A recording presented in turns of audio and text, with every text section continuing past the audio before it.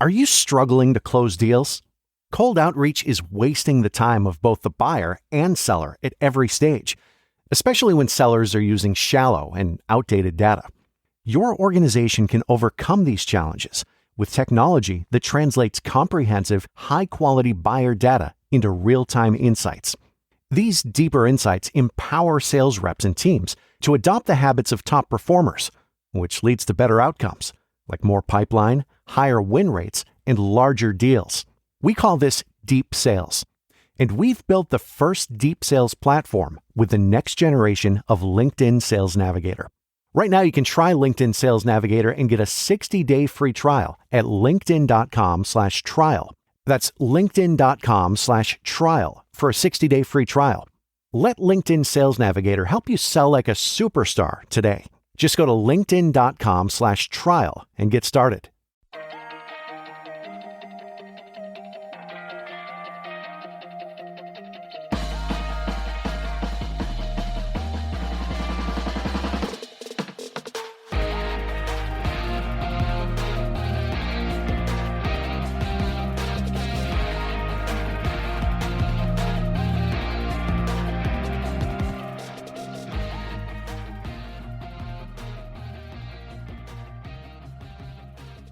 Welcome to Criminality, the podcast where we love talking about those things that our reality celebrities get themselves into, the conundrums they find themselves into. So much so that this week, Rebekah, we are going to do a Where Are They Now?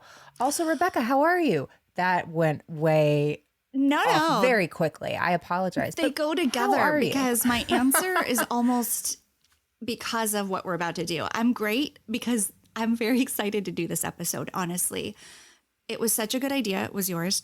No. It was yours a while ago, and I just brought it back up. Absolutely. This was yours. Well, that doesn't even make sense because we didn't have enough episodes. Anyway, you reasonably brought it to the timeline at an appropriate time and said, hey, we've had 30 episodes. We've been on a year. Let's do a Where Are They Now? And these people we've talked about just can't stay away from the drama, and we've got some good updates. So I'm great. I'm excited. I'm a little tired. I bought a desk today. It was the whole thing. You sound like, what is that Matt Damon movie? We bought a zoo. The Rebekah Sebastian story. It is kind of this today. Like my little mini New York City version, because like buying a desk and getting it into an apartment is like no small thing. And I didn't really run it by anyone in my family. Like I've got one kid homesick. Obviously, well, I didn't tell my husband. I had a full workload and I just said, I need a bigger desk. I'm going to go get one. And like 5 hours later, I'm sitting here at it, thrilled with my decisions, just a little weary, but otherwise so happy to be here. I am so glad you're here. Can't wait to watch your coming movie that's probably going to be on Disney Plus, I can imagine, with that title. Very cool. I'm very excited about this episode as well, because I'm not going to say we're magical, but every time we release one of these episodes, within a few days, there's breaking news about the person, right? Like we're putting it into the universe. It was getting like weird. It was uncanny. We're trying to break whatever butterfly effect that we've been having now. And that's basically what this episode is. This is just an episode to really help us get whatever juju out that we've brought upon ourselves. And these celebrities, we're starting to affect their lives. I know. Maybe when we start a Patreon, if we start a Patreon, it should be like manifestations for celebrities. And it's like, we're going to talk about what we want for, and we'll name a celebrity, and then we'll wait and see if it happens. That's vision board material right there, Rebekah. Oh my gosh. I love it. It's such a full circle. Okay, it's settled. It is absolutely.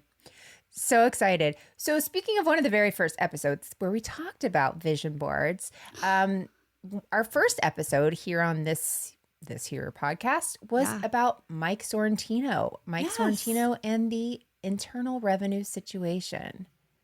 More than a year ago, Rebekah. It's crazy. I can't believe it. And how's he doing? He's doing well. So right before, I remember we talked about this when we were getting ready to record. We hoped they would have their baby. Of course, they didn't have it right then, but they did have their little baby. Do you remember what the baby's name is?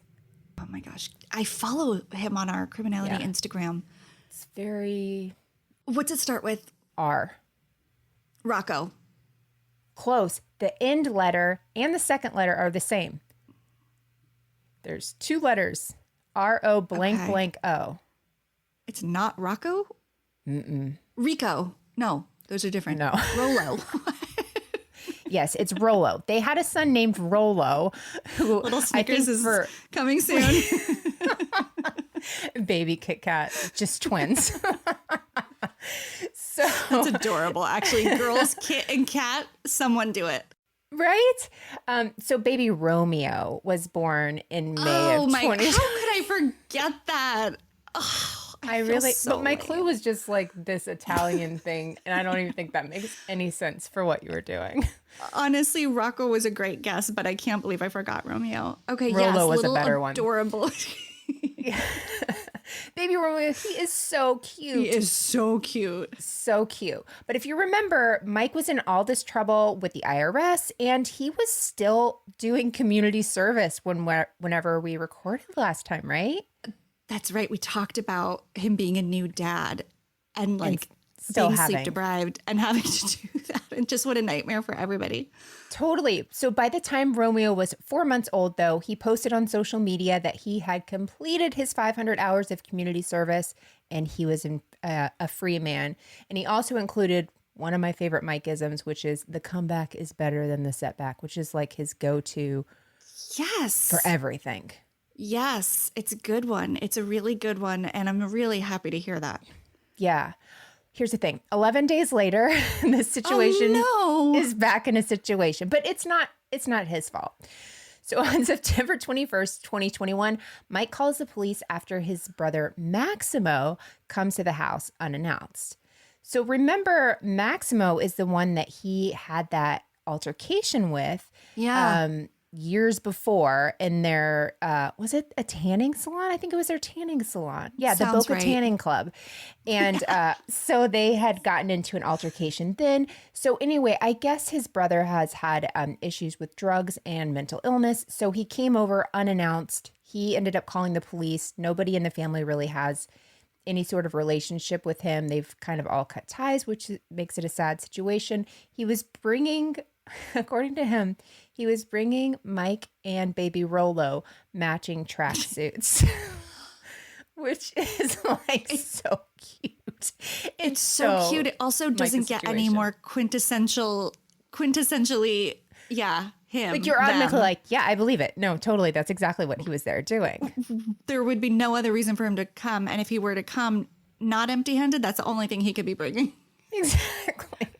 So he decided not to press charges, but he just basically said, my brother, he showed up like at 8 o'clock or 8:30. He said he put his baby down at 8 and was like, he just was knocking on the door, ringing the doorbell, and he was just called the police there. And so I guess, I don't think there's anything really going on with it, but that was kind of the only thing that happened. Yeah, he came in peace. I come bearing Well, I think it came in matching peace in like tracksuits. 30 minutes of banging on the door and acting erratic. So I get why I'd he be excited had to call share it. those too. No, that's I get it. Protocol, but that's good. I'm glad it, and nothing too serious. Nothing's happened since then. So we're September. We're 6 months out. Oh my gosh. Let's knock on everything. Let's also don't let me say that ever again, because before we even release it, something will happen.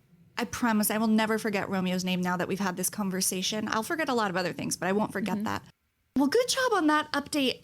And you had dates and stuff. I didn't do that. So mine are a little more casual, most of them. So let's go to episode 2, which was called Kim Kardashian, I Love Paris and the Ring Time. There's not much there, really. She's not in the news that much. Nothing's happened. Not posting. There's no shows, no dating or divorce drama. So yeah, I guess we can move on. No, KK is very much in the news, as she always is. But right now it feels pretty peak. So I think we talked about at the end of that episode, we wondered if they would stay together or not, because we talked about, because they were together. There were rumors around it, but there were rumors. So I think we touched on that. But we talked about a scene in the season that this incident with Kim and her Parisian, that robbery at the hotel / residence happened. And it's when Kanye flew into Paris from New York because he didn't like what she was wearing and didn't feel like she was dressing the way she should, the way like an Right. A-lister should be dressing. And I remember, I don't remember exactly what we said, but we had this conversation just like, can you imagine your husband carrying that much? But I think it was a bigger thing than that. And he's so controlling. And I think of their home, the interior like had to be this very specific vision. He's like a minimalist. Everything's like white and concrete. It was just, it's a cool house, but it didn't look like the house of a family with 4 kids running around. Right. It didn't look like a home. It didn't look like a home. It looked like a museum It looked like a gallery, more like a gallery. I just always wondered like where Kim's vision was and their vision. But anyway, so we obviously know that they've split up and it's just been actually really sad. I honestly just feel a lot for her. In the beginning, when Kanye was kind of going off the rails publicly on social media, she was really defending him and talking about very openly about the struggles of being married to somebody with bipolar, which we know he is because he has told everybody that. And then it's just gotten so ugly and he's posting allegedly, unless they're completely doctored, text messages between the two of them. Pete Davidson is involved because, I mean, could you imagine a year ago Pete Davidson would be in the conversation, Melissa, around Kim Kardashian? No. I mean, these are things, there are just some things we can't predict. There's a lot we can, but not that. No, I do think maybe we should make predictions at the end of episodes now. Like, I predict this is going to happen next because something keeps happening. Bad idea. I don't want to put that in the universe. That sounds, yeah, that sounds like we'll either look really stupid or it will come true. And like, I don't know if I want that either. Yeah, that's true. It depends what it is. So yeah. Pete Davidson is in the mix. And then, you know, just the Kardashian brood is getting their Hulu show. Machine is the right word. The Hulu show is coming, and like that's completely incomprehensible to me that they like gave up Keeping Up with the Kardashians and now they're going to be on a Hulu show. It's like, what is going to be the difference? I am kind of curious, but of course. And Courtney with Travis Barker, so they're both kind of dating these like public personas that are like weirdos, but beloved weirdos, and just sort of out of the norm for them, I would say. Yeah. So it's just been interesting to watch, but there's a lot there. And I think she passed the baby bar. She did. Yeah. I love that it's called the baby bar. Me too. It's just a adorable. baby Rolo. A baby Rolo bar. Baby bar. Baby Snickers bar. There you go. Man, this episode, I will be getting a Reese's after this. Is there any? Go ahead. Sorry. That's it. I literally don't have any like specific headline. It's just, it's just been them in the news. And I hate to say this. I don't want this to be a vision or a prediction. I feel like we're watching a tragedy in slow motion with Kanye West. I am honestly deeply concerned. Yeah. Oh, for sure. No, I agree. It's all very sad, not entertaining in the way you want things to be entertaining, not in the hot mess way, in the scary, you do worry. Like you would not want to predict anything that could happen next because it just doesn't seem like it's heading in a positive way. But maybe, who knows? We haven't heard from him in a while, so maybe he's getting help. You know, I hope so. Well, he got kicked off a couple platforms for, threats and the like. So maybe that's like some good self-reflection time. I did enjoy when North accidentally or not accidentally, but without permission, went live in her house. I love her so on much. On TikTok. I do too. That was thrilling, actually. Because what do the Kardashians put out that is unprompted, spontaneous, not filtered, not planned, not part of a content plan? Like, it was pretty brilliant. So I have big high hopes for North. Yeah. If you ever, I don't know if you follow, is it Nori's Black Book? Yes. So I'm obsessed with it. Yeah. She's my gosh. So funny. And it's true. Like North has such an attitude and she just is not into all the machine of the Kardashians and just puts Kim in her place. I love one video I saw of North when she was saying, Mom, why do you use that voice whenever you record, or something about? I know. Oh, roasted. So good. It really is so comforting because all our kids do that. All our kids call us out and just humble us in ways we just are not prepared to be. And it's just so nice knowing like stars, they really are just like us. They are totally roasted by their kids. Exactly. Okay, so up next, we have Anna Nicole Smith, How Not to Marry a Millionaire. Nothing really new in that world, she is not around anymore, as you know from your Bahamas trip where you saw her gravesite, right? Kind of drove by. Yeah, in fact, the taxi driver pointed it out. It's a like a tourist thing. Like I think that's part of his script. Yeah, interesting. I believe it. I believe it. Yeah. So, in January of this year, though, Netflix said they would be shooting a documentary about Anna Nicole's life. So we have that to look forward to. And I think it's going to focus on some things, how we looked at celebrities back whenever she started, because with all of the Britney Spears, all of all of that, and how celebrities, especially women, were treated in interviews and stuff like that. So I think it could be pretty interesting.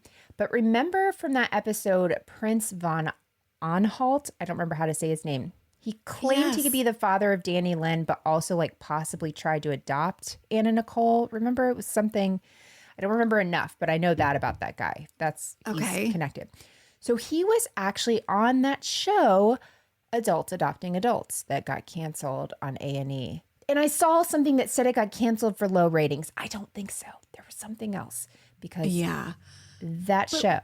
Wait, that completely jives with everything we now know about that show, which is that the other guy you talked about was a complete like deviant weirdo creep. And this guy doesn't sound much better, frankly. No. So from what I remember. Yeah, he actually adopted a kid on there because I feel like something with the will he has from Zsa Zsa Gabor or whichever Gabor sister. I do not remember right now. I wrote Zsa Zsa and I saw another thing that said Zsa Zsa. I will give my resources because I do. I did see Zsa Zsa on this. Anyway, she, part of him getting the inheritance or something, he had to have an heir. So he needed to adopt someone or have a child of his own. So he did actually adopt somebody before even going on this show, but they presented it like he hadn't adopted them yet.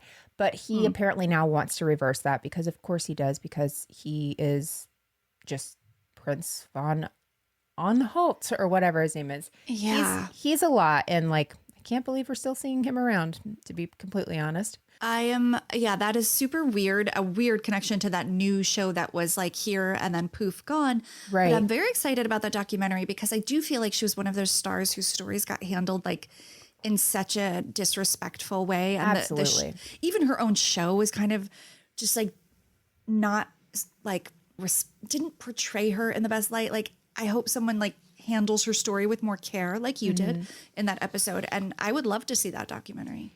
Me too. I saw something with her ex, Larry Burkhead, and her daughter, Danny Lynn. And just seeing her daughter, it was just, I don't know. She just seems to be such a sweet girl. And that's like not an easy age and I can't imagine that's easy not having memories of your mom and all of that. So yeah, I think I'm glad it's coming out in 2022 and not 2002. Amen. Oh my gosh. It's like a new day for these kind of stories. Totally. Okay, well, let's move on to the next one, which was episode 4, The Crimes and Passions of Tinsley Mortimer. Oh, Tins. Oh, Tins. My first housewife story. So not much for Tinsley in terms of being in the news, which I think is great for her. I think there's not been a lot of periods of time in her life where she wasn't actively seeking out press. I don't know if you remember her story, but her family loved being in the paper and the gossip column, and she loved the socialite thing, and her first husband's family really didn't.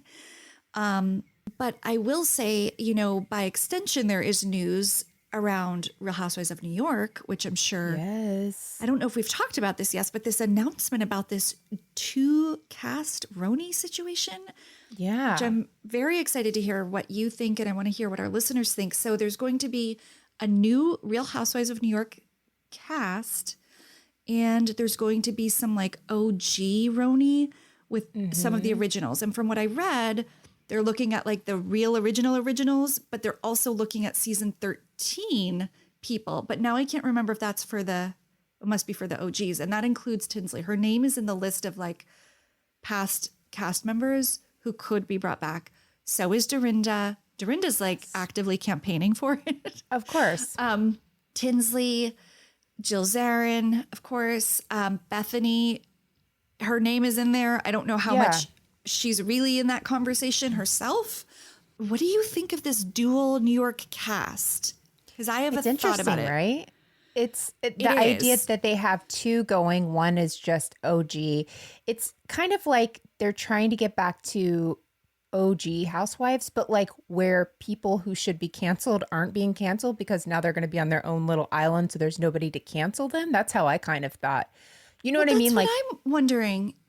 Because I can't figure out why they would do that otherwise. Like people really enjoy them, but they also don't want to see them have to face the consequences of things they say, I guess. I don't know. Like, right, but Ramona they're not would willing be to canceled actually... in any other world. Right. So, but they're not. So it's like they're recognizing that Ramona is problematic and can't be on the Real Housewives of New York cast anymore with like other people for fear of like who knows what. So let's put her on this other show. Like they're not willing to actually just pull the plug on her, and they're going to create this whole alternative cast so that they can sort of, it feels like they're just trying to appease two audiences. Absolutely. And I think it's a really bad move. I'm not saying I won't watch. I'm not saying I'm not 100% a little bit excited about it. I miss Ramona and Sonia like they do, or I don't miss them yet. Like we still just had her. I don't miss Ramona. I would miss Sonia. I would miss Luann. I don't think you can have your cake and eat it too. And I feel like that's what Bravo's trying to do. And I think they're going to get killed for not coming down harder on this issue. So I don't know. Yeah. I mean, I think everybody wants Real Housewives of New York to still be around. Like cutting that in general doesn't seem like a good idea, but I think you'd have to absolutely get rid of everybody. But you're right. It's having your cake and eating it too. Cause there's no world that we should see Ramona on television again. No. And there's also no world where a great cast of compelling women in New York City for a new cast can't exist. It's like impossible. Mm-hmm. I'm so confused by it. It'll be, I will say whenever I heard that Real Housewives of Salt Lake City was a thing, I was like, that doesn't make any sense. And then they proved me wrong. Yeah. So we'll see. You never know with them, but I don't want to see Jill Zarin full time on anything. I will go to my grave saying that. She is just a lot to me. I don't know. And I know people, one person, our friend Paula, who likes her and says she's a perfectly lovely person. And I'm sure she is, but not interested.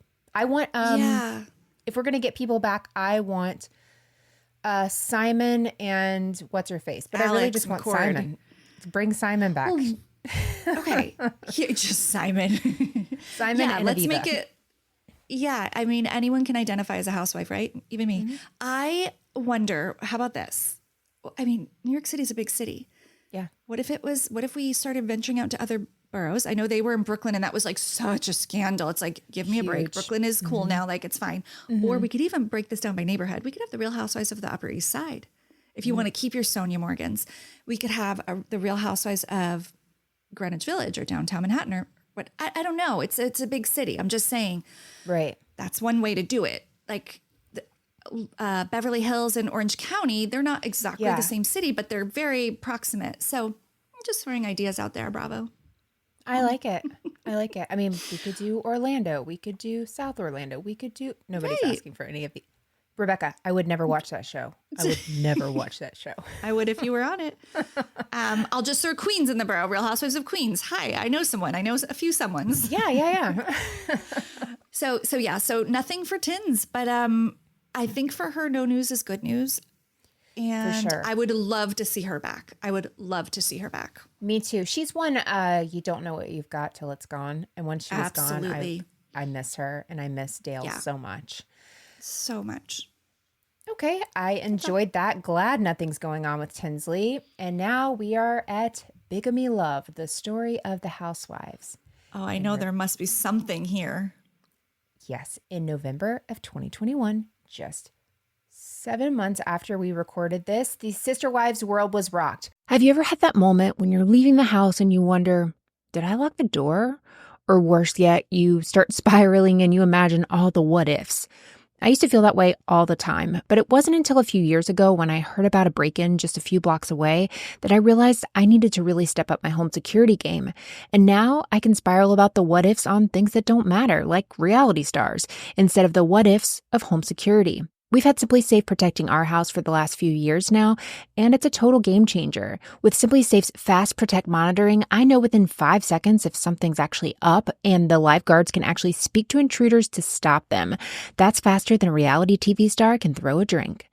One of the things I really love the most is you're not locked into some over-the-top 90-day fiancé level contract drama. Simply Safe is actually affordable as well, less than $1 a day with no hidden fees, so it's easy to love.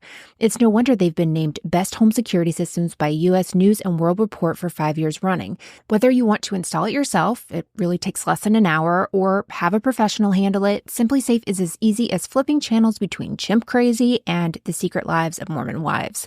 So why wait for the drama to happen? Get Simply Safe and know your home is covered just like I did.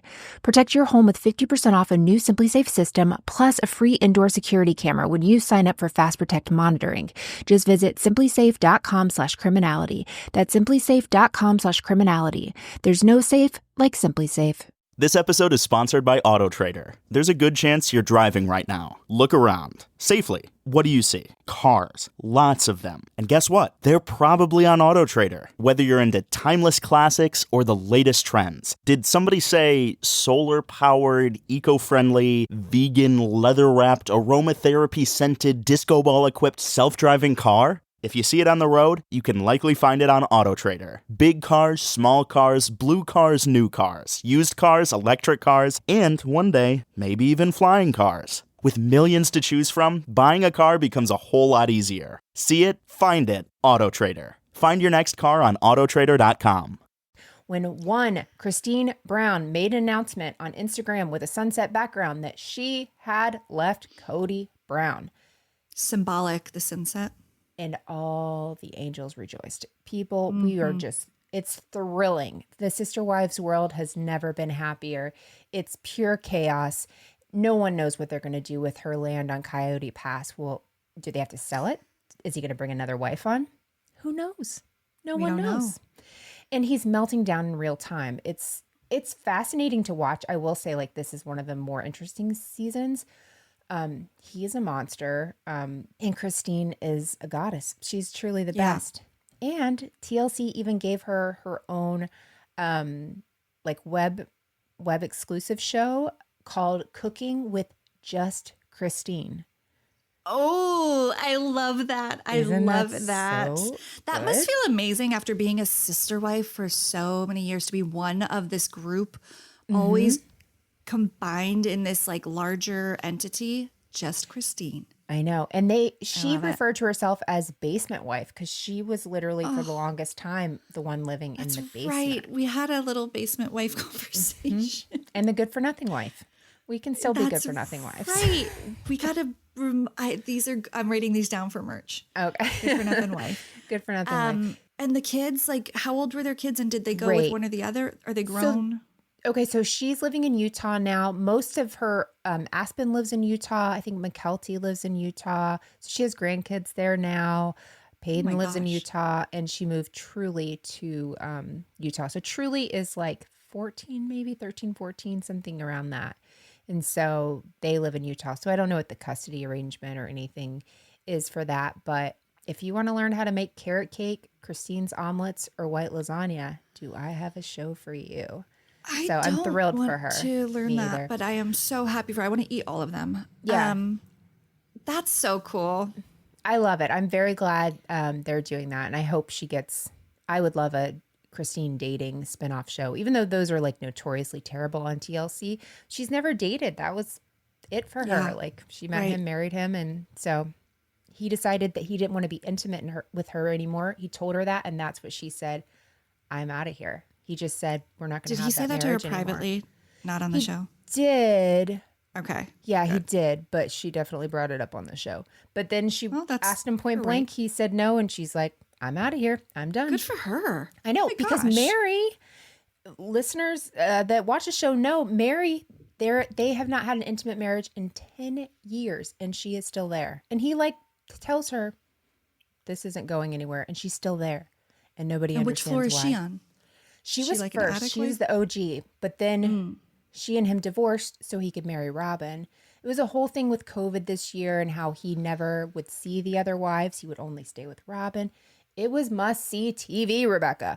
I could have gotten you in this year. I should have gotten you in this year. You can still watch. Oh, yeah. There's always time. I mean, don't underestimate. I believe in you. You can underestimate me, but someday I will. But Nobody's Robin. It's all coming back to me. Remember? She's Nobody's Robin. She's Nobody's Robin. Well, that was a big one. That was a really big upset in that world. Or maybe it wasn't an upset. It sounds like people have really rallied around her. Absolutely. Good. Well, I'm not sure about our next person in terms of rallying around. It's Tom and Erica Girardi, a pretty big mess. The mess continues.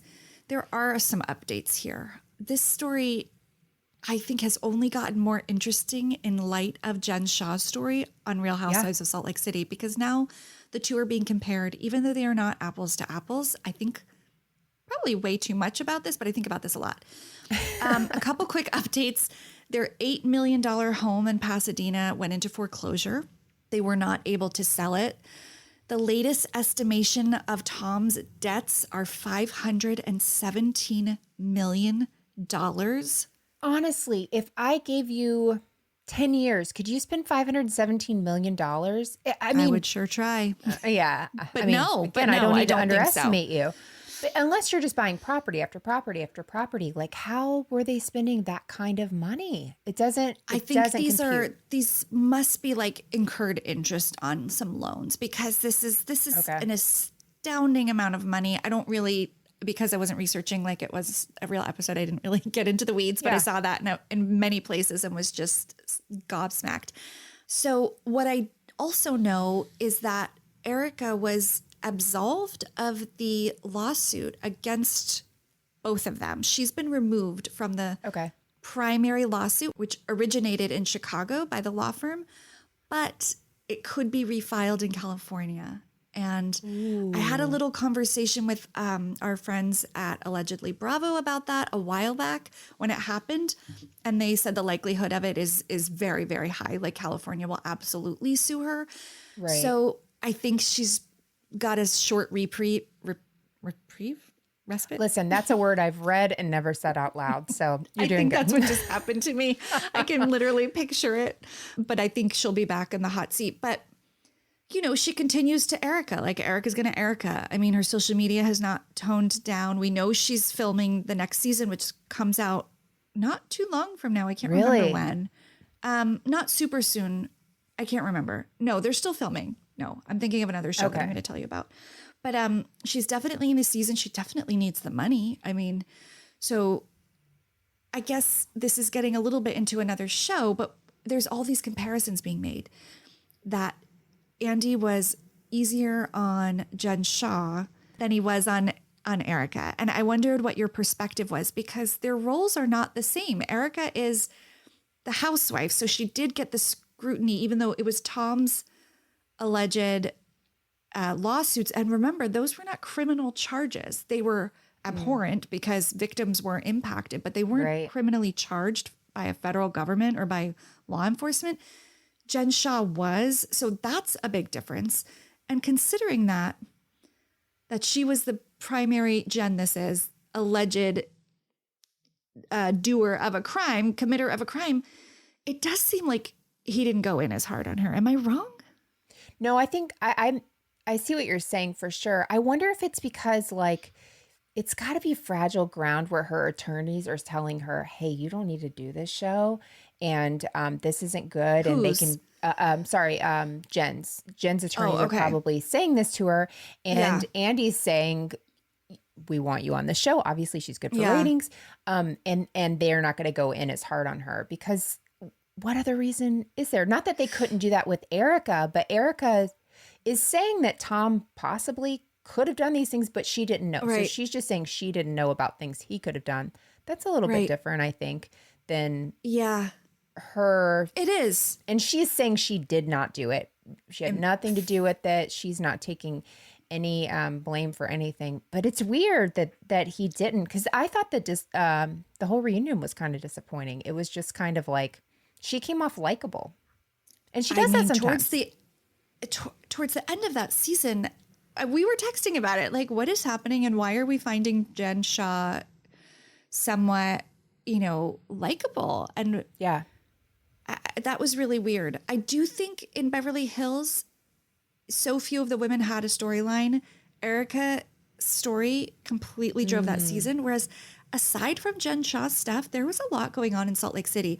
That was like a through line and it was a big part, but there was enough drama and fighting that had nothing to do with her. By the end of the season, she was like secondary to whatever was going on with them, which was even hard to figure out. But so that's a big difference too, but it has been really interesting to kind of compare those. But back to Erica for a minute, I did also read that she and Kathy Hilton are not speaking. She accused Kathy of using a slur when speaking to her staff. I don't know if it's Kathy's staff or Erica's, but I'm going to guess Kathy's because I don't know how much staff Erica has left. But I don't know. Kathy's denying it, but they're in a little bit of a fight. And now I'm curious when that is coming out because I think they just filmed the reunion. So I'll definitely be tuning into the new season, of course. Oh, of course. And yeah, I don't know how things are all going to shake out with Erica. I read that she's behind on her rent, but it didn't look like a super trustworthy source. So yeah, I didn't include it. And yet here I am saying it. So I don't know. It doesn't look great. I think she has a big uphill battle still ahead of her. I give her credit for getting up every day and posting on Instagram, I guess. I don't know. I might be spending my time differently, but those are the Tom and Erica. I assume Tom's just withering away in a home. I mean, oh man, with a conservator, his brother. It's sad. It's really sad. Yeah. Well, he created this mess. That's the hard thing because you see him in the state he's in, and it's like I know. You, as a human, you feel bad for him, but then you're like, Yeah. oh my gosh, you're also a monster. Yeah, Allegedly. two things can be true at the same time. Absolutely. Okay, so next up is The Not So Simple Life of Nicole Richie, and it's pretty simple. Not a lot going on with her. The only thing... That's good news. It is good news. November 2021, she and Kim Kardashian sat side by side at her former BFF Paris Hilton's wedding, and that's really I remember about that it. photo. That was a big photo op. Very Yeah. nostalgic, right? That kind of Yes. makes you feel all the things. So yeah, that's about it. She stayed out of the limelight. So good for her. Yeah, good for her. Again, someone who I think that's probably a good thing. Yeah, it seems like she just kind of stays in her lane now, which is Yeah, a she's lesson for rebuilt us her all. credibility. Yeah, Yeah, that's for sure. great. Well, then we'll move to the next episode, which was And So It Is a Felony, Alexis Nyers and the Bling Ring. Well, there's a little news there. It's interesting. I don't know if you remember, but I, in that episode, talked about Alexis's podcast, Recovering from Reality, and how much I Right. really liked it. Well, it went on hiatus, the podcast, and it came back. And it's very different now. And I think sometimes that happens because sure. she was podcasting probably as long or a little bit longer than your first show. I think she definitely was not like a pioneer, but was Sure. before the new wave of lots of people podcasting. Right. And so the show has like a new, whatever, life.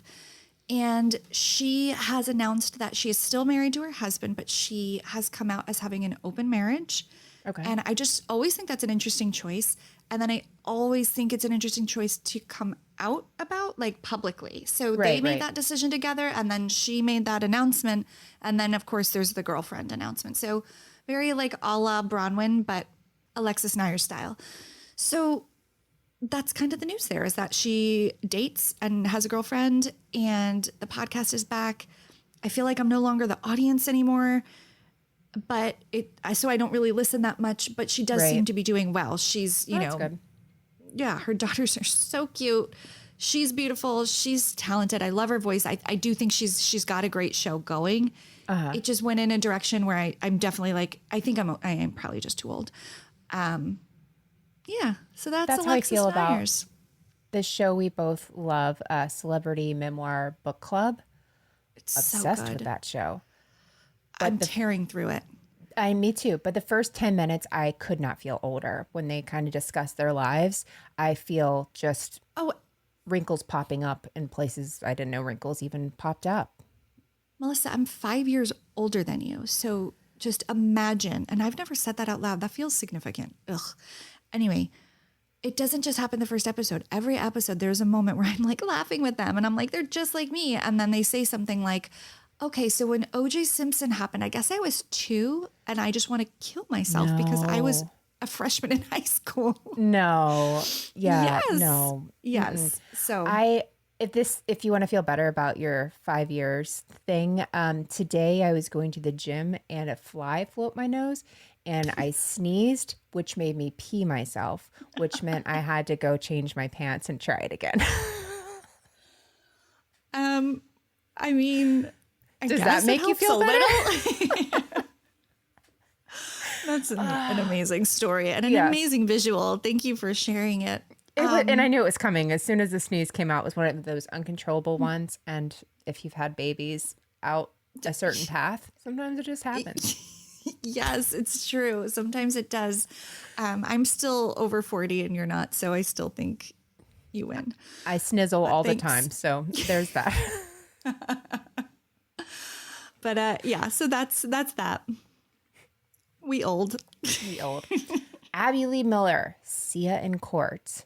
So not too much going on with Abby Lee Miller. Looks like she's back to teaching again.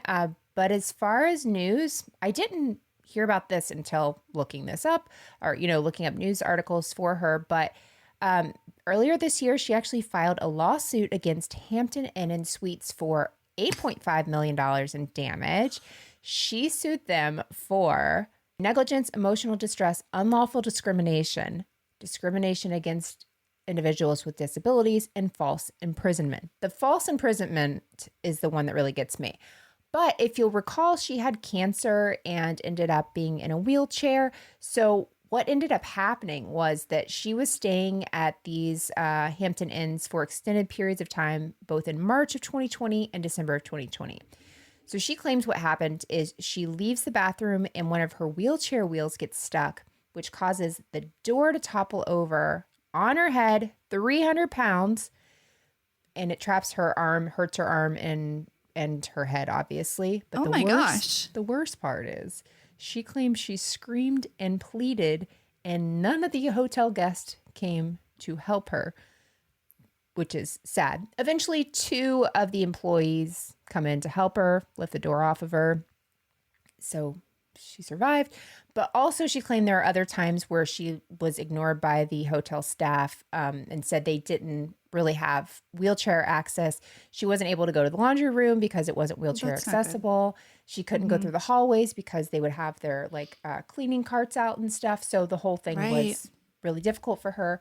Yeah. So that'll be a lawsuit to watch for sure. $5.8 million, or I'm sorry, $8.5 million. That's sizable.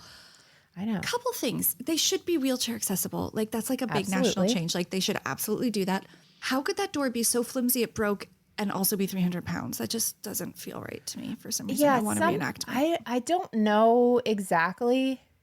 The thing I was taking more from was the fact that no one was helping her. I don't know. Well, just how do we know they heard her? That's why I was like, if you're into the bathroom and you're screaming, help, help, how do you know nobody helped? So I don't know enough about that. And there really honestly wasn't anything else. But I mean, $8.5 million, you can throw a lot of things at my head. Truly, I would endure many a bathroom door on my head. It is interesting though, because, and this will come up in later in one of my updates, is just people who get into that legal lawsuit cycle when their gut reaction is to sue. I've never been the target of a lawsuit and I've never sued anybody. And it's just, everyone we talk about is in a million lawsuits. So just interesting. Oh, absolutely. Yeah. So that's the newest one. That's 2022. Okay. Yeah. Becca, what you got?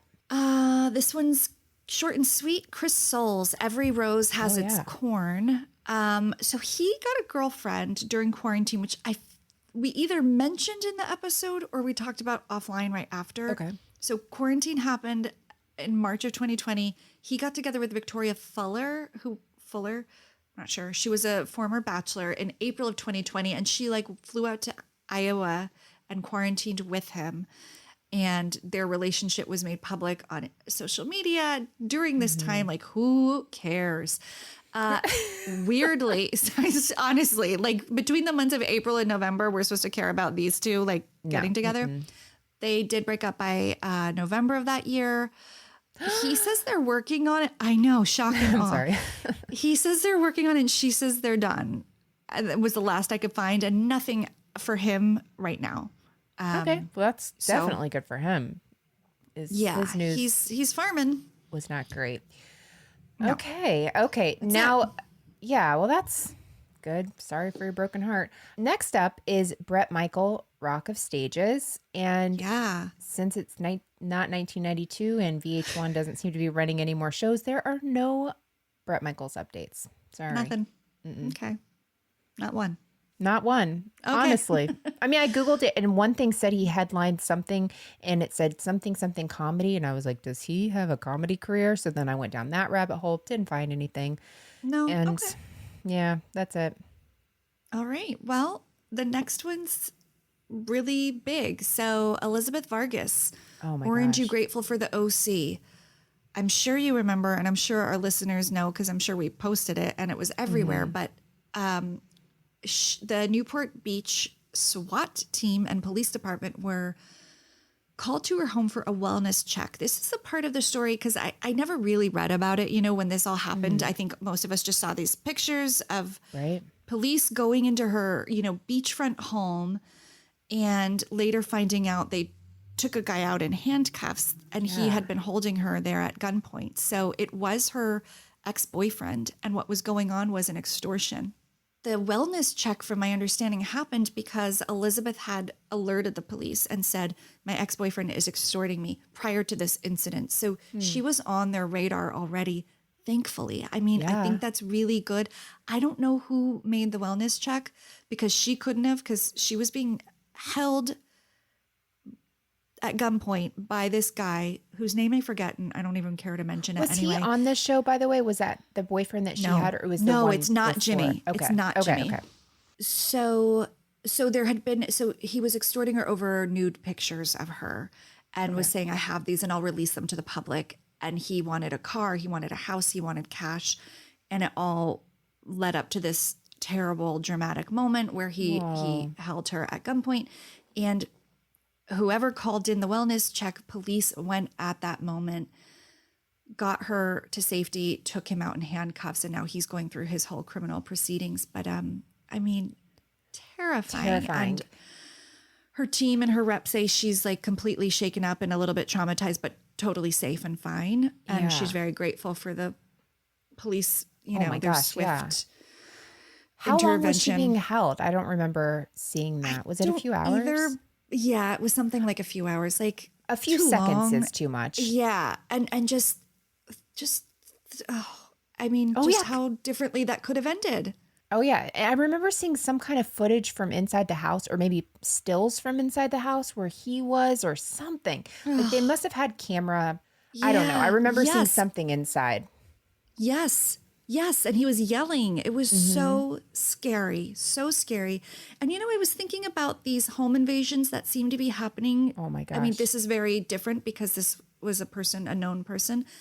But these celebrities and their homes, I mean, if she's in Orange County and she lives on that strip, like it's not hard to figure out where these people are. I know. And those are not like gated homes. And we see these invasions happening in the gated homes. So imagine if you're just beachfront and there's that promenade and people are just, remember when they had those scenes at her little outdoor area and the people were just like skateboarding and riding bikes and rollerblading by. It's like very public. So it just makes me so nervous, but I'm really glad she's okay. But that was a big huge update for her. Yeah. Yeah, for sure. Okay. Man, I'm really just nailing these. Up next is Ryan Lochte, Between a Lochte and a Hard Place, which is one of my favorite episodes. I enjoyed that. It was fun. But really no updates on Ryan. He didn't make the Summer Olympics. But that's it. Yeah. I don't think he's trying again, but he's off the radar, which is good for him. For some of these people, it's the best thing. Same for the next one, Charles and Diana Ingram, Who Coughs to Be a Millionaire. Actually, my favorite episode that I did. Yeah, I loved it. Thoroughly enjoyed that episode, and they are not in the news. Thank goodness. Stuff still comes up for them when you Google them, but it's nothing new. Diana's Instagram and website full of her jewelry is still active if anybody wants to get in on her baubles that she's selling. But nothing new there. Well, that's okay. Next, I do have an update. Sean Stewart, son of Follywood. Remember, Sean Stewart is Rod Stewart's son. Yeah. And he was in that whole, was it 143 Water? The thing that means I love you, right? Yes. I was obsessed with that. Yes. 143. Yes, 143 Water. Yes. So if you'll remember, he and his dad, 76-year-old Rod Stewart, got arrested for getting into a fight with a security guard at the Breakers Hotel in Palm Beach. And so in November of 2021, they were supposed to go to trial, but they ended up pleading guilty in October and took a plea deal. No word on what the plea deal was, but either way, they didn't have to appear in court with it.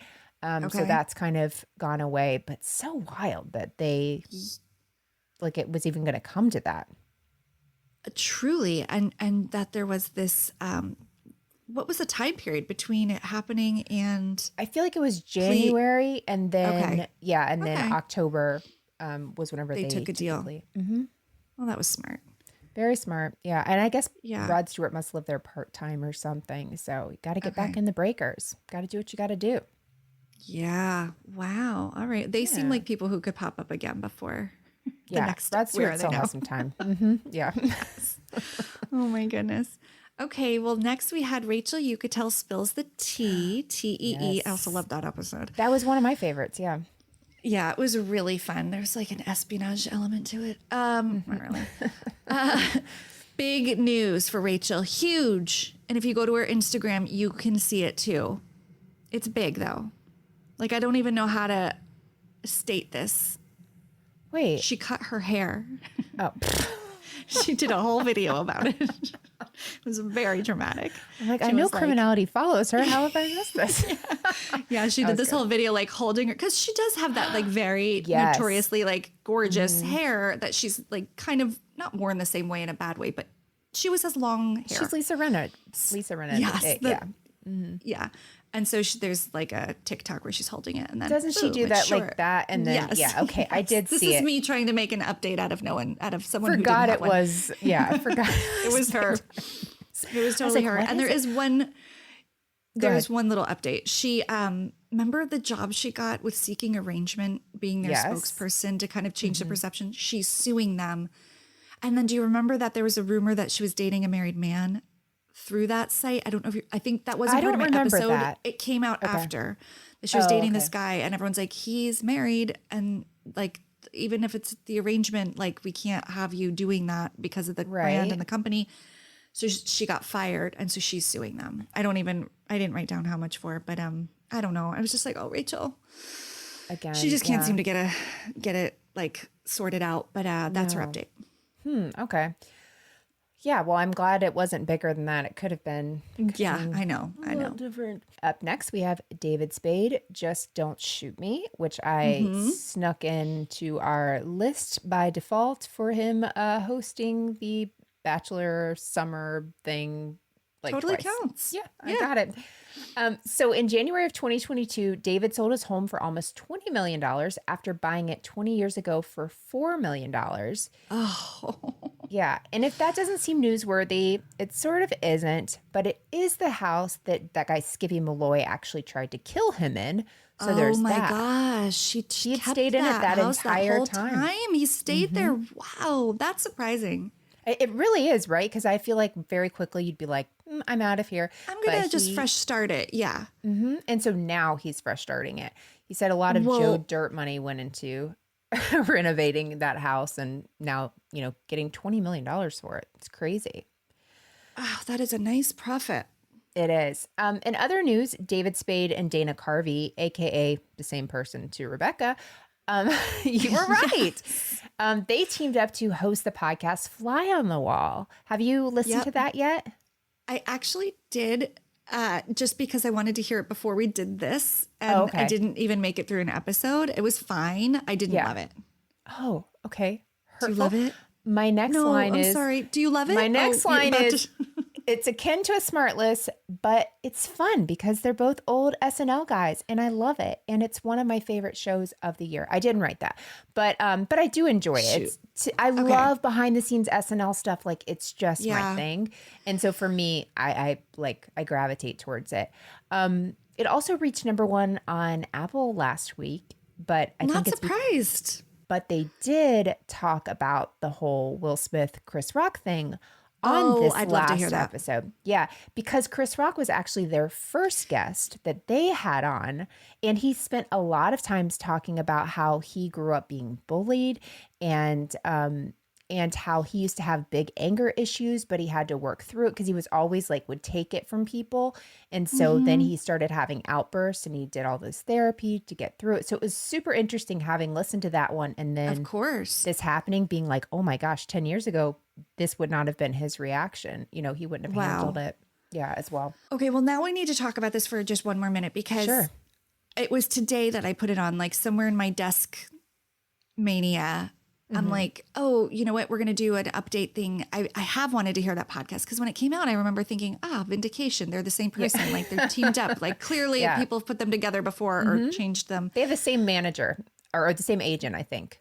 So there you go. They go out for the same parts, I'm sure. Yeah. And somehow they're still friends. So I was like, I want to hear it. And I do. So I started with episode 1 because that's a natural place to start. And it was Chris Rock. And I was like, oh, that'll be cool because he's so on the radar now. I almost wish I'd listened to the most recent about them talking about it. Yeah. But I should give it another try because first episodes, I mean, I don't want to hear ours. Great. Like I can't, I don't know what it's like. So I feel like I should give it a try. But I do remember thinking, I do think Melissa will love this because it is like nerding out on SNL, which I appreciate. But this almost felt like too insular. Like it was like one of, I don't know, but I'll give it another try.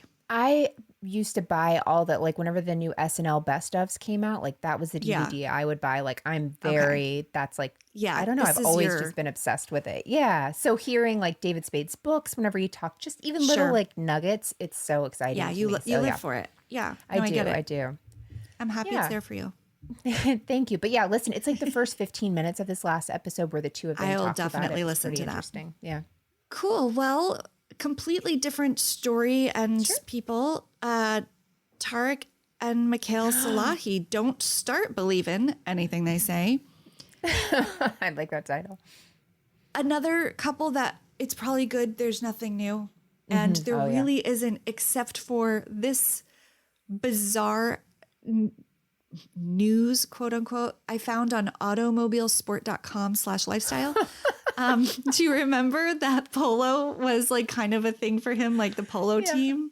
Well, I didn't even write anything. Is where you really got me. I love it. So he started that company, Hotels at Sea, if you remember this at the end. And I think it was you that said, what did you say? Was it like Airbnb? I don't know. Yeah, it's like Airbnb of the Sea. It's like Airbnb want to of go the to sea. there. Yeah. Yeah. So I guess he was the sponsor of the U.S. polo team or one of them, but they finally won. And so basically his name was like in the midst of this bigger article about the USA polo team finally winning something. And there he was. And he's still married to the woman who he got together with, who invested in that company. And I went to her LinkedIn and she has Oasis wine on her portfolio now. So she's like part owner of that. She's in it now. So they're fully invested. And I'm sure it isn't that. I will safely guarantee and put on the vision board that this is not the last we've heard of Tarek Salahi. Absolutely not.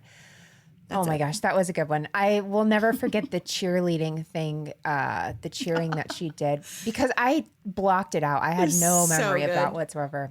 Absolutely. Just, she went so hard for that. I loved it. Okay, up next, I have Married at First Sight, Taylor and Brandon, about Married at First Sight. I didn't expect to find anything on these two, and I was right. There really wasn't anything. But one of the couples that I mentioned a few that were still married. And on the list, I mentioned Amelia and Bennett. And very quickly, people wrote to say, not in a rude way, but people just reminded me that they were actually separated. It was like right around that time. It was like, did they separate or not? And they're officially divorced now. But they were like the couple people, they were so quirky that they just were like, yeah, obviously these two are together and they'll be married forever. And it didn't work out. But I mean, okay. Life sucks and then you die We'll in the get words over of my it. father-in-law. We'll totally get over it. We're going to be okay. So episode 20 was Pawn Stars, Guns, Gold in Vegas. And there was an update. So On the chum room? not on the Chum Chum Room, sadly. Chumley has been out of the limelight, but the update is for kind of the whole cast. So I can't remember if the senior boss, the big boss, the grandfather, had died or not when I did the episode. Do you? I think he had, because I feel like He there had was died, right? several RIP big guy comments Yeah. that were made in poor taste. Yes. Okay. Thank you. See, I don't even remember. Well, not surprisingly, a new person new to the story surfaces and is suing Rick Harrison, who is so It was Big Rick. but isn't Big Rick Oh, maybe. the dad, Biggest not Rick? the grandfather? Old man. He Old was man. Old Man Rick. So it's like Old Man Rick, Big Rick, Corey. How do we have a Rick hierarchy? I feel like there was also one of them is called Haas or Big Haas. yeah. Doesn't matter. Out of nowhere, a woman steps into the scene and is suing Rick Harrison. Guess who it is? His Old mom. man's mistress. Wait, it's his mom? It's his old man's wife. It's his mom. And again, didn't spend a lot of time on this. She's 81. What I gleaned is that she basically was like, these suckers have been stealing from under my nose. And now that my late husband is done and buried, Right. I'm going to get mine back. She said she's been gypped out of gold, silver, cash money. And she said deals were done and loans were taken out in her name, that they were taking parts of her properties as collateral for different business loans, all without her knowing that she had no say in it. And this is a show I would watch. Yeah, absolutely. You know Yeah. what I would really love? Why did this pop in my head? Her going, know. oh my gosh, her going to old Rick's grave and like talking to him about all the lawsuits she's filing. That's what I'm Why saying. That's would that pop in my pilot. brain? That's the pilot episode because it's brilliant and it's perfect. And she's 81, and I don't know why she suddenly feels compelled Yeah, and question safe to at come out with 81, this. what are you? I don't know. I mean, live your life. Demi Moore looks great in her 60s. She's doing well. I don't know why that's also my person that I just defaulted to. But you can be perfectly that was fine. interesting. But why wouldn't you? Oh, I know why. She comes up later. But why you'd think like, okay, I'm going to live out my life, right? At 81, I don't even plan on having teeth. I don't feel like I'm going to be doing a whole lot. Let me watch my shows, make sure I have my cable, and then my money is going to go to my kids when I die. No, the kids have been taking it from her. So she probably is like trying to get some of it back to maybe allocate it elsewhere. I think she's going to be I think there's a show. Hold on. Like, what could be the title of a Pawn Star rival? And it's like old mamas, it's like, and the nieces come and the girl cousins and the granddaughters, and they start some competitive business, but they have more marketing savvy. I don't know. Yeah, there you go. And they know social media. So it just becomes done. huge. Yeah. And they sell merch and it's great. Yeah, Yes. I like it. So I don't know. I also wonder, like, maybe the dad was really controlling. Maybe now she's like stepping out and she was afraid to. I'm not, allegedly. I don't know anything. You know what this reminds me of? One of the shows that we brought to the people and they were so thankful for it. Great News. Great news. Yes. Whenever her grandmother, only I one. can't remember. Yeah, when the grandma like leaves her husband and starts a new life. That's what this lady sounds like to me. Maybe she'll find her one true love. Or start a show, or both. Or start a show. A show documenting her new life. I would watch. Yes. So, Could they do yeah. voiceovers of maybe what? Okay, I gotta stop. I what? can't do Say Ghost it. Rick talking to her and giving her. What if she becomes a psychic? He spoke in such sort of like cryptic, generic ways on the show. They could just pull past episodes, like audio from past shows of him saying like, well, like your father-in-law, life sucks and then you die. Like when she's like, why did it happen? And then he would say that. This is good. Let's workshop it offline. I think it should only be offline. Mom stars. Oh my Ma gosh. stars. I'm Mom sorry. stars. I like it.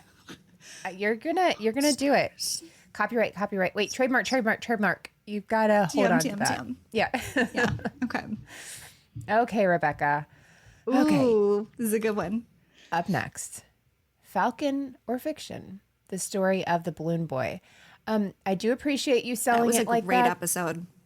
That might be my favorite. I don't remember what I lied about. It was my really, favorite really before. good. I learned so much. I am a hashtag too. balloon boy truther. Are you as well? Yeah, That's no. what. There's a merch idea, hashtag balloon boy truther. And only if I buy it, it will be worth it. Love it. There's no real update on the family. The boys do have a band, and I didn't play their clip last time, so I'm going to have to do like a social media post or something because the video, it's very loud. But they show like clips of the balloon and stuff and lots of rock starness. And yeah. I feel like we watched it or you showed me. I probably did. Yeah. You probably didn't I make feel it through like the whole I song. look like a fan of theirs right now with my dumb hat on. Oh, yeah. Rebekah's a balloon boy truther for sure. Yeah. So that is all I have on them, which is by saying that I have nothing on them, which is good. Well, we look forward to the musical interlude on Instagram. Stay tuned, everybody. Next up is the Manzos, No Brownstone Left Unturned. And there's a little bit here. So Dolores reconciled with Caroline Manzo, I read. Oh. And Teresa. Wait, yeah. Dina or Dolores? No, Dolores. And I was like, I guess they had an issue. I mean, they all have issues. Like that Jersey stuff, they're all fighting a lot. So they've reconciled. And I saw a quote that said, Teresa is open to Caroline Manzo coming back onto Real Housewives. And I thought, is it Teresa's decision? And then I'm like, I think it might be. Like, I literally think she like has a lot of say in that show. So I thought that was interesting. And so, yeah, for anybody, just quick recap, Dina had a home invasion and it was her ex-husband who hired a mobster to attack them. And they both, were going through different tracks of litigation or lawsuiting. It's all different depending on the story. But what part of the country you're in? Yeah, totally. Or state of New Jersey. And but Dina, speaking of Dina, she is going to be Teresa's maid of honor at Teresa's wedding to Louis and not Melissa. Melissa is not a bridesmaid from what I've gathered. Not even a bridesmaid? And I think she has like 7 or 8. And it's also just like, why do you need that many? Second wedding. At this stage of your life. I mean, look, if I get remarried, I'll do it however I want. But I don't think I would have that many bridesmaids. No. I'm sure my husband will take. That'll be really nice to hear. My aunt got, they did their 50th anniversary, right? But she never had a real wedding. And so they bought her a real wedding dress, like a white, but cleavagey 75. Oh, it was I thought you said she was 50. She had been married 50 years. Married 50 years. And it was just like, I don't know that this is what you envisioned. I don't think. It's kind of sweet. No, it wasn't. It was a little weird. I mean, do what you want, but it was. Yeah, listen. I would be so creeped out. The stories I could have. It was very interesting. I just was not expecting it because that's it. I don't have anything else to say on that I should say on here, but yeah, it was a lot. Same. Okay. So, so Dina is going to be Teresa's maid of honor. And, do you remember her weird cat? I'm really sorry to any cat lovers. Dina's Grandma Wrinkles. Mm-hmm. Dead. R.I.P. Yeah. I mean, I'm sorry. That cat was so hard to look at for me. I didn't know that cat was ever alive. I assumed it was some sort of a ghost walking around Uncle Rick's grave. I promise Grandma Wrinkles. Wait, Grandma Wrinkles. That's like right on brand for that show. Oh my gosh. Yeah, that's crazy. I mean, is that the last piece on Dina? Grandma Wrinkles that's is dead? it. That's all I got. Yeah. So I things didn't for want to Dina interrupt seem that. seem better than they were, which I'm glad. Yeah, but except for her cat died, which is sad. But it is given sad. all the things that could happen. I think Grandma's had a good long life because she was on the show a long time ago. Yeah, really long time ago. Okay, next one is 90 Day Fiancé, Paul in translation. Rebekah, one day that was a good one too. You'll have to tell the story of the cameo I got for you after a rough week that was also lost in translation from Paul and family. If you want it to be today, we could tell that story today. Do you want to tell that story? I think you start with the well, are there any updates? Okay, the update is dark. So do you want me to do the dark update or do you want me to do the silly story first? Dark update? Do the update. Okay, and then we'll end it on a happier. Story. Yeah. So, okay. Kind of two parts to this. The first is Carini was actually charged with 4th-degree domestic assault with minor injury. Paul documents everything. So there's all these videos of them fighting in front of their kids, which makes me so mad. And one where Carini's pulling Paul's hair. I think that must be where this is coming from. And so I really hope the two of them just get away from each other because it's just a terrible situation. But sounds disastrous. Yeah. And so in a couple weeks, April 20th, Carini is scheduled to appear in court for a pretrial conference. Changing gears a little bit, another terrible thing happened, but for a different reason.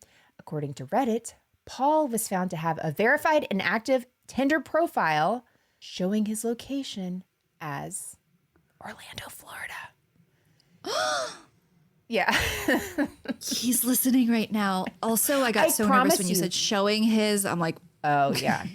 No. But then it was Orlando, and that wasn't much better. No, the internet would have shut down. Oh, my gosh. Yeah. It doesn't mean he lives here, but I guess he's visited here. They live in Kentucky.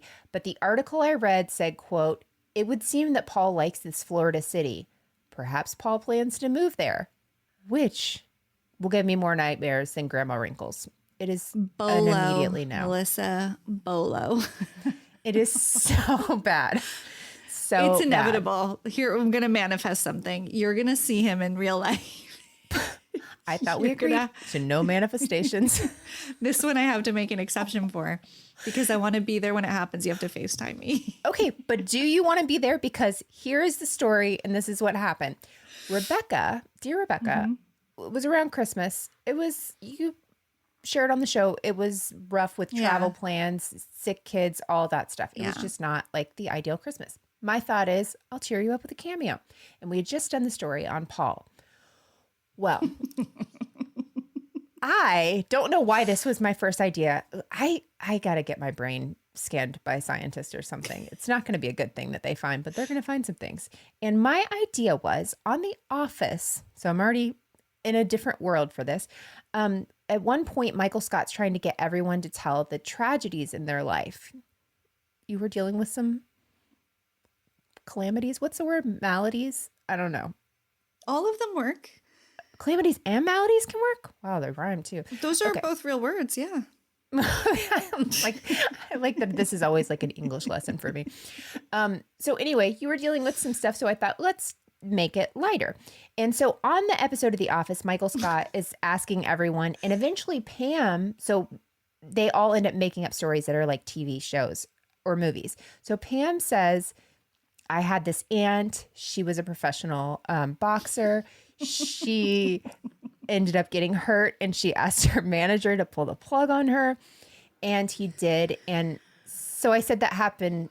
Oh, so anyway, so that's what she said, and and on the show, right? So it's very clearly the freaking movie plot from $1 Million Baby, right?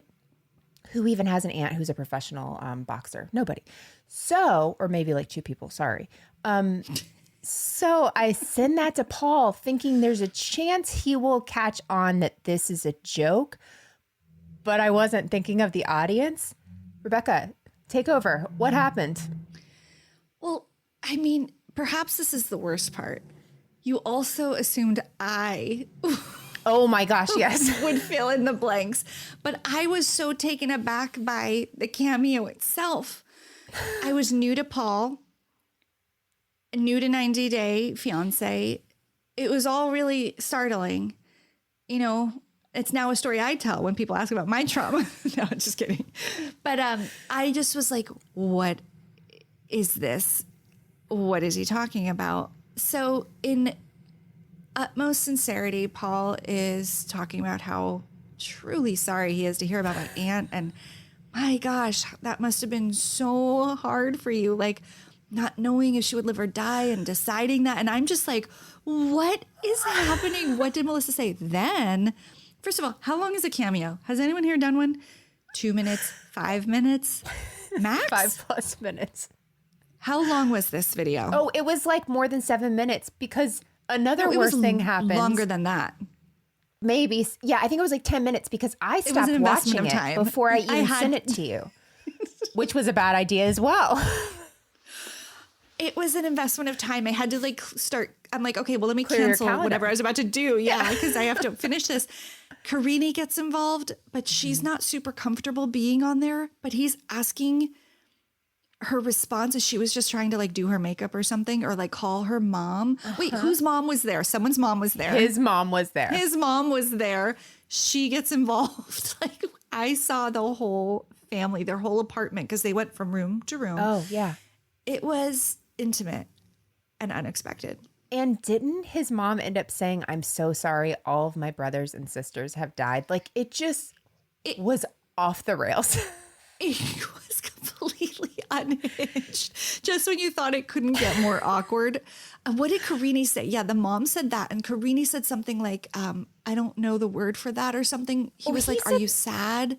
He was like, isn't that terrible? Oh, he didn't he say like, Karini, I have a question. If you're, who do you love the most in the world? Your mom? If your mom was a boxer and she was on life support, would you pull the plug? And then all of a sudden he's like, oh, Karini, are you crying? Are you crying? She's like, yeah. no, And she I'm was doing like, my makeup. No, I'm doing my makeup. And I'm like, put this woman out of her misery, not to mention me. Wrap this thing up. It was so bizarre. bad. But mission accomplished. I mean, I was laughing so hard. I mean, it was ridiculous. And so thanks. That was really sweet, actually. No. That was daughter. bananas. I sent it to my daughter. I had stopped watching because I was uncomfortable. And my daughter said, Yeah, oh my weird. gosh, his mom just said, and I'm like, You're like, his mom's involved? Yeah. It was wild. It was a journey. It wild. was a journey. Yeah. So anyway, word to the wise, if you quote somebody, make sure they know what you're, just don't do that. I wrote it word for word what she said, but it did not translate.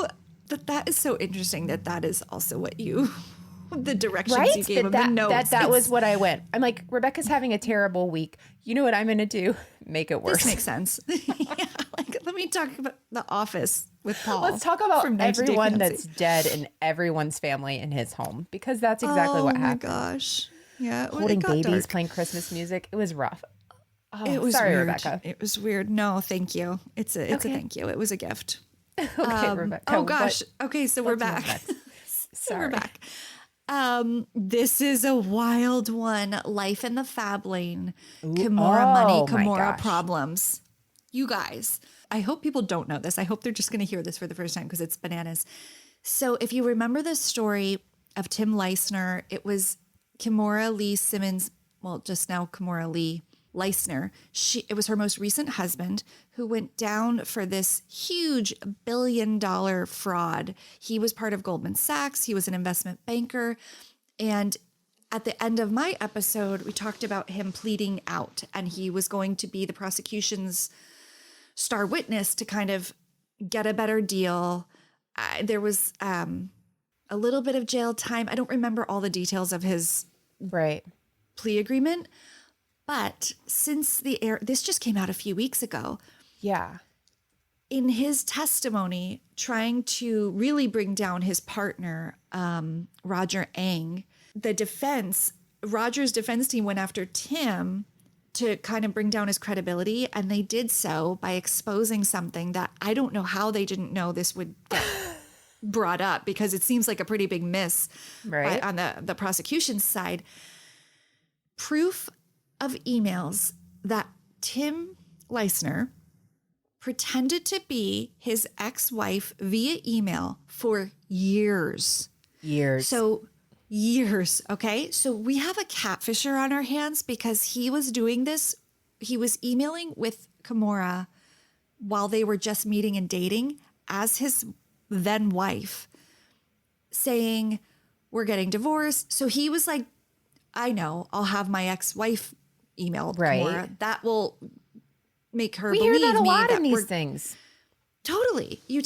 But then he did it in all these other crazy things, and he had to keep it going far beyond his divorce from that woman and his marriage to Kimora, because Kimora and Russell Simmons had this very co-parenting first kind of relationship, and they were best friends and business partners. So they still vacationed together, even with Tim.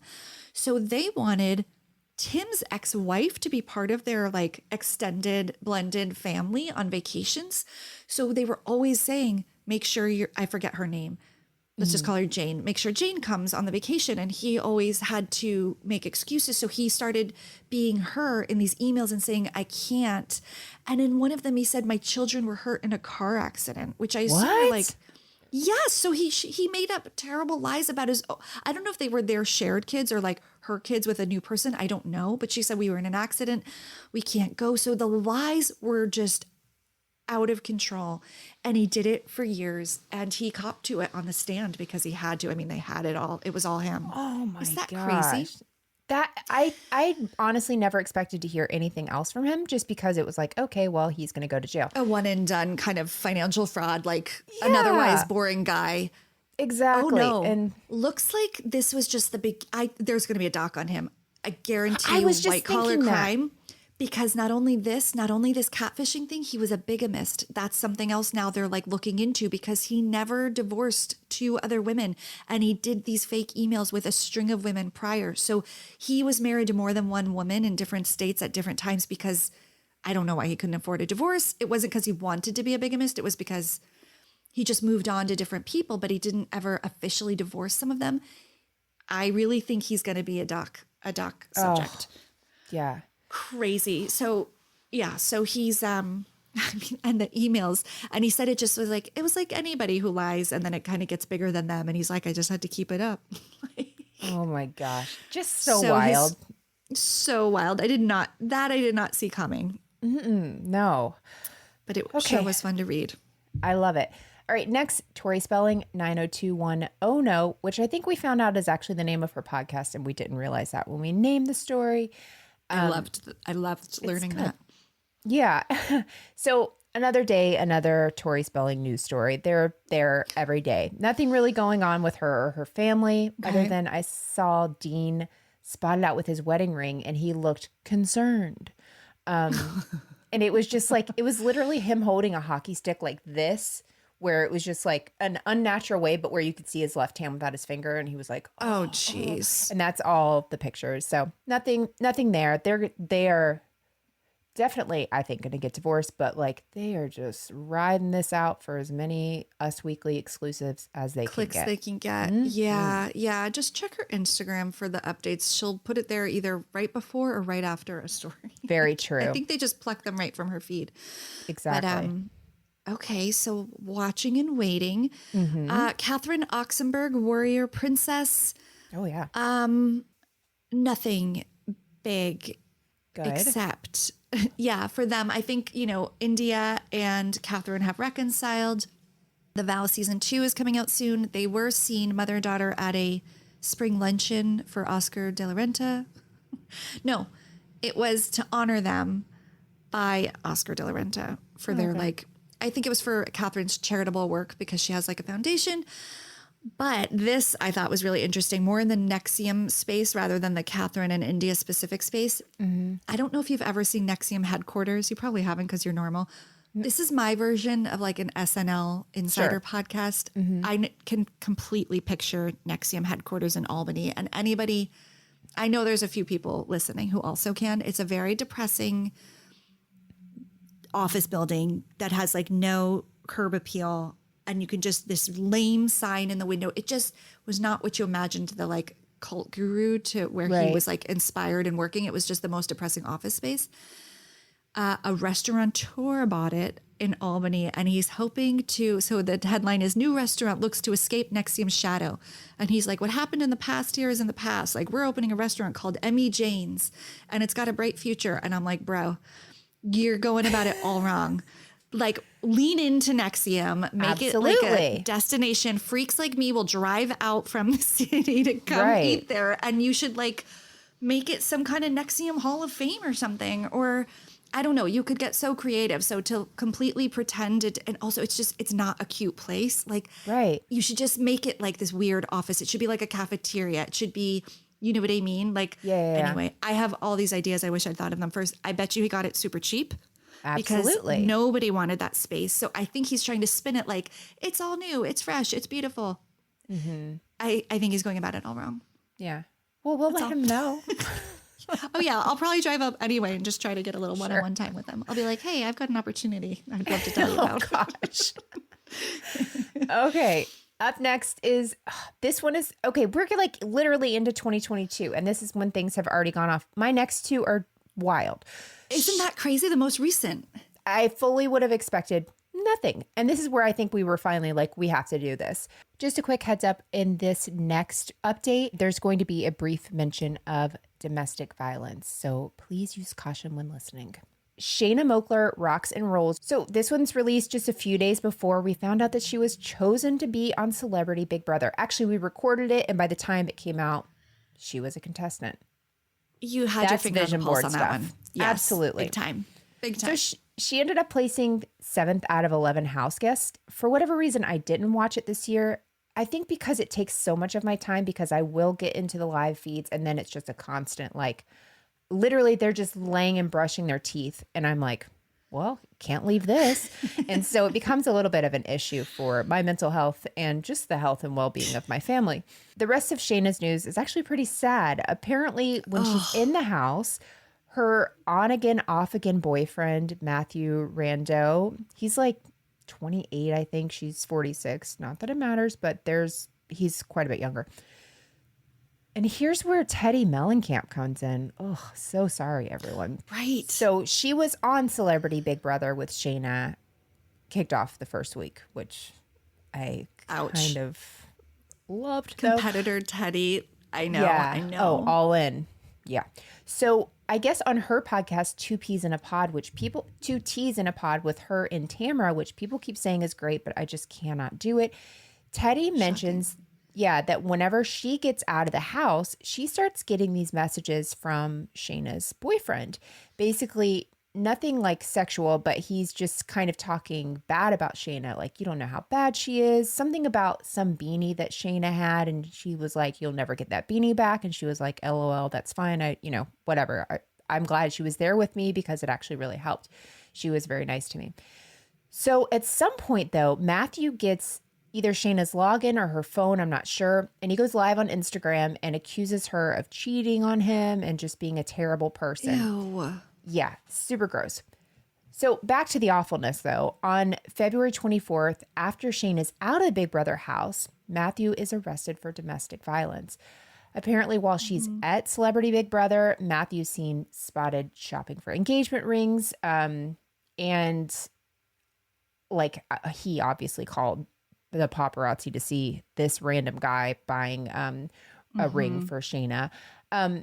But there was actually, everything seemed okay until there were these rumors, I guess, that Shayna was flirting with Lamar Odom. And if you remember, Lamar Odom is Khloe Kardashian's ex-husband, and Shayna is Kourtney Kardashian's current fiance's ex-wife. So that was kind of what I wanted. Ooh. I actually did secret that out. I said I wanted those two to do something. But obviously, this is just a mess. This is beside what I was saying. So back to this arrest. Matthew's held in jail for 6 hours, and on February 27th, Shayna was issued an emergency protective order, only valid for 7 days. And according to reports, he's accused of grabbing her by the hair and throwing her to the ground. He then threw a chair, urinated on her, and left visible injuries. By the time I got to that, I was absolutely infuriated. So appalling. This guy sounds like such a piece of trash. absolutely. But then just a few days later, like literally the same week, Shayna announces that she's pregnant with her 4th child. I know. Yeah, she didn't confirm that he's the father of her baby, but it's obviously speculated that it is Matthew's. So, and then I saw something where people said that she was seen with him wherever she's from, Vermont, I think. Hopefully that's not true. So anyway, just absolutely awful. I mean, what should be very happy news about the baby, the timing of it was so, you just feel for her. Like, that is not an easy spot to be in. And given what she's going through with Travis Barker, who's having this, like, his renaissance moment, everybody's like obsessed with him again, because I think they weren't for a little while, right? Like, now that he's with Courtney. No. And then their kids, and, you know, kind of seeming to prefer to be with him. Mm-hmm. It's just so sad. I really hope she's okay and that she doesn't go back with this guy if it is. Totally agree. And child. I like Teddy, you know, for whatever, it's coming from Teddy. But she said how, like, if she hadn't had Shayna as a friend in the show, she wouldn't have had anything. And I guess maybe Shayna also voted her out. I'm not really sure.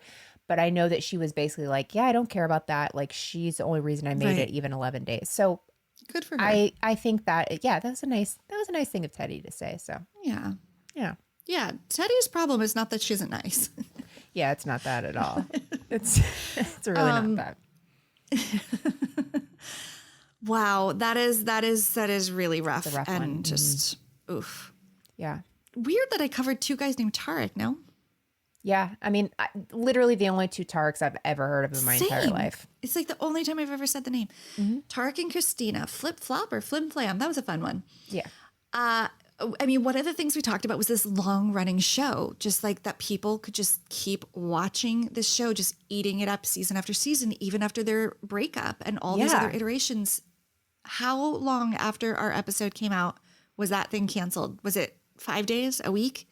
I mean, I feel Maybe like 2. it dropped and they were like, the people want this gone. And yeah. Yes. I was like, did I put the coffin in their foundation, their prefab The nail home? in the coffin? Oh, got it. I was trying to keep with the house. I was trying to help you, but you were put a bigger picture there. For once. The other important update that you alerted me to is that Tarek is still wearing flip-flops. Heather is allowing this. All the time. Which, frankly, I expected more of Heather. I kind of like that she's not controlling, that she's not the wife that's like, you cannot wear flip-flops. Mm-hmm. But I expected her to be, and so I feel a little bit let down. Season 5 is coming out April 22nd. So that's exciting. But if it's anything like, I know they crammed this thing. I mean, they rushed it because it's like so hot right now. It was Thanksgiving, right? It wasn't long at all. It was like a minute ago, but season 4 I watched it, I think it was a day. Mm-hmm. So I just know that it's going to be like easy come, easy go. So I'm already kind of annoyed by that. But I'll watch. But just tangentially, Selling Sunset, Christine Quinn, who the episode was not about, but I just want to mention as an update for Selling Sunset, had a home invasion or attempted home invasion. And she had this crazy, like, super thick security proof glass. So they didn't get in, but people tried. And she was home with her husband and little baby. So terrifying. People really are targeting these stars on shows. And I wonder how that's going to affect future cast members. Yeah. If not, I don't think it will deter. It will deter a certain type of person. Like, but for the people it doesn't, I wonder if they'll demand more money or more insurance or something, because there's like this newfound risk. They could make a case for it. Absolutely. So that reminds me real quick of pricing. I saw something where Ramona said that the first season she was negotiating to get $7,500 an episode, and that was all they were gonna give her. And she was like, fine, but I get to mention True Renewal. Is that what her jewelry line was? Right? It was something like that. True Renewal, True Beauty, True something renewal. Like that. There's lots of crosses. Yeah. She wanted to mention that. So by the time she decides to do that, she goes back to them and says, okay, I'll do it for $7,500 an episode. Plus I get to mention my, oh no, it was Faith something. I don't know. Yeah, because the True Renewal was her skincare, which came later, but it's okay. Go on. Something like that. Anyway, so they said, oh no, Jill's doing it for $7,500. She's like, an episode? They said no, the whole season. So Jill made $7,500 the first season through faith. There you go. Thank you. Yeah. So anyway, that is staggering. $7,500. Could you imagine? For the whole and for all that they're putting out there, it's wild. No. Wild. I mean, not that she needed the money, but still, it's like the principle of it. You're still giving up a lot of your life and time, and it's worth more than that. Absolutely. Yeah. Okay. Wow. My next one, my last one, and the biggest update of them all to me. How perfect. It's a pretty big update. Okay. So now we're to the Rand of it all. This is 50 Shades of Rand. Another favorite just because of the 50 of it all. So if you're like me, you thought last month there's no way there's even more info on Turtle, but there is. Rand is also known as the king of geezer teasers, which is my favorite line in the world. What does it mean? It's basically this kind of movie phenomenon where you have this huge star, right, that is in the beginning of a movie and might show up like 2 other times. So like an action hero, and they might show up 2 other times. He's a tease in it. Yeah. So when they're going to sell it in international markets, it's like, you know, Arnold Schwarzenegger's in this movie, but it's really in about 10 minutes in total. So basically this is Rand's bread and butter. This is all he does. It's like direct to DVD things, but internationally they do really well because of the star, right? Yeah. So last week, Bruce Willis's family makes a statement saying that the actor is stepping away from acting after being diagnosed with aphasia. And I'm not familiar with that. Yeah, but it's a language disorder. No, I had to look it up. Yeah, caused by damage in a specific area of the brain that controls language, expression, and comprehension. All things an actor would need, right? Super sad. So he's starred in over 100 movies, Bruce Willis has, which is remarkable. But when you take into account that 20 of them have been with Rand. No way. 20. So 20% of his whole collection of movies have been with Rand, right? Okay. So what's remarkable is Bruce's condition, I guess, was sort of a best kept secret in Hollywood sort of things. Like people seem to know something about it. Something was something was amiss. So at one point, Bruce even hires his $200,000 movie, paid somebody $200,000 a movie, like as a surrogate that would feed his lines to him. And while this is incredibly sad, people knew he had this surrogate. So why do they keep hiring him knowing there's something going on? And that's kind of what's being discussed now, right? Like how much of it was he really aware that he was doing, and were they taking advantage of him? So the Razzies, the Razzie Awards, last year, they even had a category called the worst Bruce Willis movies of 2021 because he was they've now taken it back and everything, and they felt bad. 8 of his movies were entered. He was in 8 movies in 2021, which is wild when you think of like how many you normally see an actor. And there weren't that many movies. Exactly. That would have been like 2020. Right. Yeah. So anyway, so it has felt like Bruce Willis has been in a ton of movies, right? Like you just see his name, but you don't really know what he's in. Yeah. So we know that Rand has had money issues, right? So the idea is possibly, could he have been using Bruce's cognitive impairment to take advantage of him, really, to make more of these geezer teasers? So gross. Yeah. And you have to wonder because, so Lala even spoke up recently. So she was in a movie with him called Hard Kill where she played his daughter. Again, he's in the first few minutes and like 2 more scenes. That's it, right? You don't really see the 2 of them together or anything. So she claims that in this movie, he has to shoot a gun. And we all know what the whole Alec Baldwin up at all, but he has to shoot a gun and he misses the cue twice and shoots at her.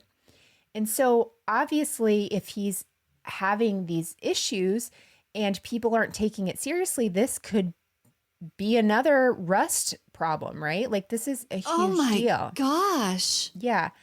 So, but I will say the incident was disputed by the film's armorer. A producer also denies that he ever fired this gun earlier. Rand also says this didn't happen, but there was an anonymous source on the set that says they remembered Lala being really shaken up that day.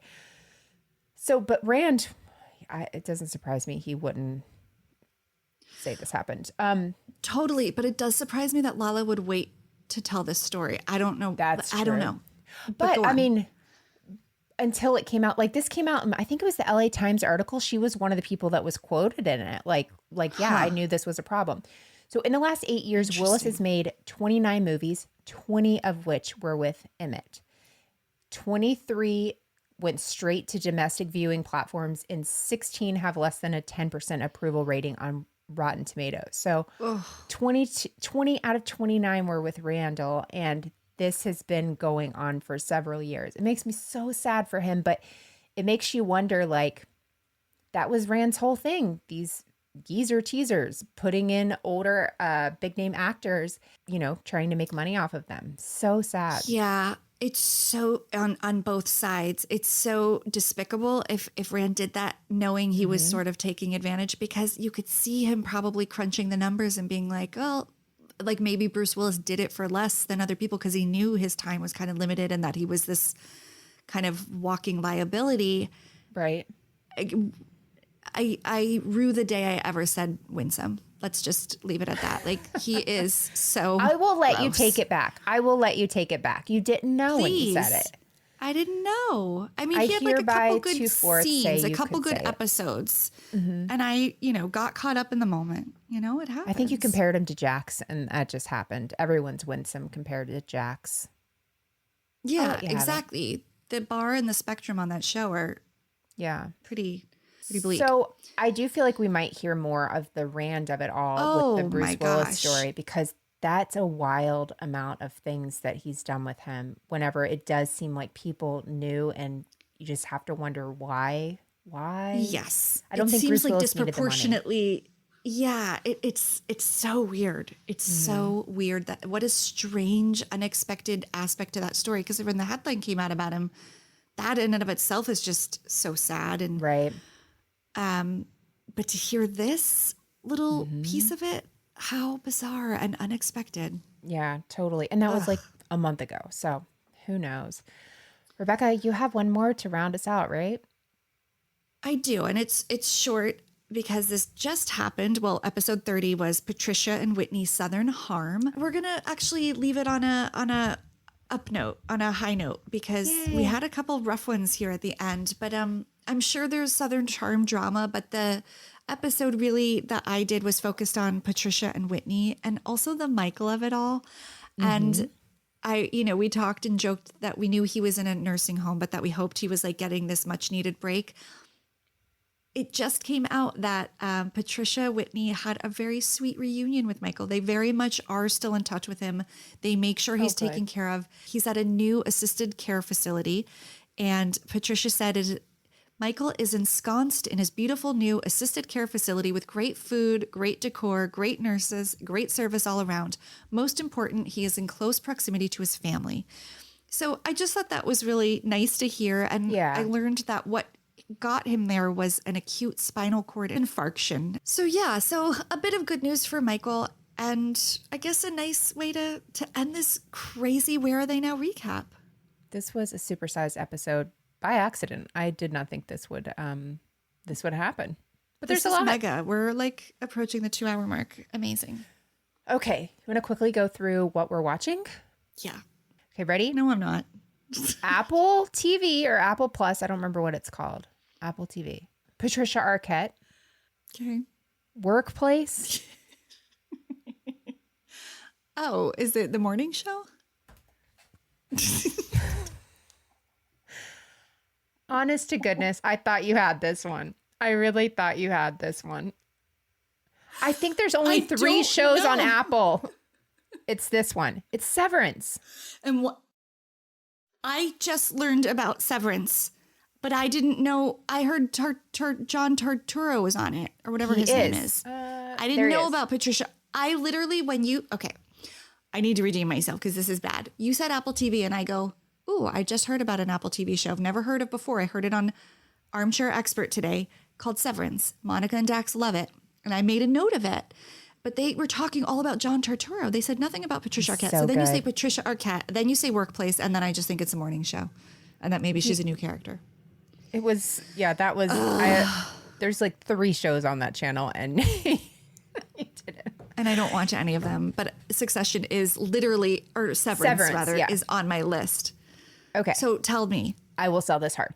Severance is an American science fiction psychological thriller, and it follows an employee of Lumen Industries who agrees to a severance program where his non-work memories are separated from his work memories, right? So, oh my gosh. Yeah, so you have your work life and you have your personal life, but you don't know anything about the other one. So when you're at work, you're just working. When you're at home, it's just home. You know, you go to the place. Sounds ideal. It does, Rebekah, but it's not. It is an absolute... There's 8. So far, there's 8 episodes. The 9th episode comes out Friday. I, once again, stayed up basically through the middle of the night to get through these. It is fascinating. I don't like sci-fi anything, but it's so well done. Me either.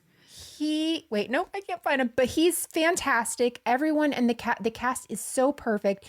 It's dark and fascinating, and it's like one of those where you're always thinking, and there's these little clues that go along, and you're like, what does this mean? And like they're scared of numbers on their computer, but you don't know why. And there's these paintings, and they have a waffle party. Anybody that's watched this will know what a waffle party is, and it's not a waffle party, and it's just wild. And I'm absolutely obsessed with it, and I'm starting my second watch because I want to see if I catch any clues by Friday it coming out. So I'm not well, but I'm enjoying it. Holy moly, you do catch clues. You will get it. I, on the other hand, this is just wild because just today I listened to an episode hearing all about Severance. And this is your confirmation. You have to watch it. I totally take it as confirmation. I will absolutely watch it. And they actually didn't say as much as you. They just said sci-fi, not in the traditional sense. And they didn't want to give anything about it, which is probably why I didn't guess it, because they really didn't give me anything other than the name and Apple TV. Sounds amazing. Yeah, it's great and not sci-fi at all in the way you would think. It's just the brain thing. But yeah, so good. Can't wait to see what happens. So it's perfect. Yeah. Interesting. Yeah. What you got? Okay. Netflix Rainbow Home. I have no idea. Netflix Rainbow Home? The true story Reese of Reading Rainbow? Witherspoon, Drew Barrymore, the home edit. Oh, okay. Is the new season out? Yeah, I never watched the first. I didn't either. I have feelings. Are you selling this to me? I don't understand. I don't know. I'm like, I think I'm coming down off 2 hours of talking, and I'm suddenly just like, Probably. I don't know what to say about that episode or about the show. It's just, okay. So for anyone who doesn't know, the home edit, I started following them on Instagram. They like blew up on Instagram years ago. And it's 2 women who are friends who are really good at organizing their homes. And their whole method is rainbow organizing, like color coding. And I was a big fan of color coding my books for many, many years before I knew about it from them. And I've heard it's fallen out of fashion. I don't care. I love doing it. So I follow them. I really love interior design and decor. I was intrigued by them, but then like the blow up was massive and they got a show and I was kind of just like, eh. And I couldn't tell if I really liked them or really didn't. It was one of those weird, am I jealous or do I really not like them or do I love them, but I'm jealous. And today during my desk stuff, I just like binge watched it today, like just a couple episodes or maybe more than a couple. And yeah, it's a very good background doing house stuff show. Okay. And I don't know how I feel about them, but I will say they help really amazing families. That's really fun. And so I didn't see season 1, but in this season, it's like every episode is a couple different segments, a couple different homes, and it's celebrities and regular people. So I like that. And the celebrities they had were really cool. Like they did the set, like behind the scenes set of Drew Barrymore's show. They did the supermodel, I think her name is Winnie something. I can't think of her last name. They did her glam room in her home. And then the 2 other families, it was a pantry and a tween's bedroom. So I don't know, it was kind of inspiring. I really love to organize and I really love making spaces functional and beautiful. But I also find all of it just like steeped in some weird, like who has the time, money, resources, energy. It just feels very like a lucky few get to live in those kinds of spaces. Right. But I guess there's things we could all take away to apply to our own. So I have conflicted feelings about it, but it is what I most recently watched that felt appropriate to share on the show. Not that the other things were not appropriate to share, but just different. It was more light. Yeah. Okay. I don't think I'll run into it, but we'll see. We'll see what happens. Yeah, I don't think you need to watch it, but for anyone who enjoys like HGTV shows, it's a pretty fun one, and it's Netflix, so it isn't HGTV. It is not. It's fast. It's colorful. It's got great music, and it's good to do when you're doing house stuff, if that makes sense. Perfect. Totally. Yeah. Good laundry show. Completely. Okay. Ready for our next episode, which is not a best of and is not going to be nearly this long. Here are your 3 clues. And I like these. Pregnancy. Okay. Peach. Okay. Pickle. Okay. Got it? I feel like I know the direction we're heading. I need to think about it. But yes, I feel like I'm picking up what you're putting down. There you go. Well, thank goodness, because my brain is fried. Okay, Rebekah. Should we do this again in 2 weeks, but like a smaller version and maybe not updates? Absolutely. And man, if you guys are still with us, thank you. That was fun, we hope. Yeah. Perfect. All right. Well, we will be back in 2 weeks. You can follow us on Instagram and Twitter at Criminality Show, and we will see you next time. Bye. Thank you for listening to Criminality. If you're enjoying the show, please head over to Apple Podcast or wherever you listen and give the show a rating and review. The reality is it would be a crime to keep your thoughts to yourself. And come join the fun outside of the podcast and follow us on social media. We are at Criminality Show on Twitter, Facebook, and Instagram. Memes are welcome. We'll see you in 2 weeks with a new episode. Until then, you can catch my co-host Melissa on her weekly show, Moms and Murder. And Rebekah Sebastian on her podcast, Dialogue, a true crime conversation. Don't forget, loving reality Isn't a crime.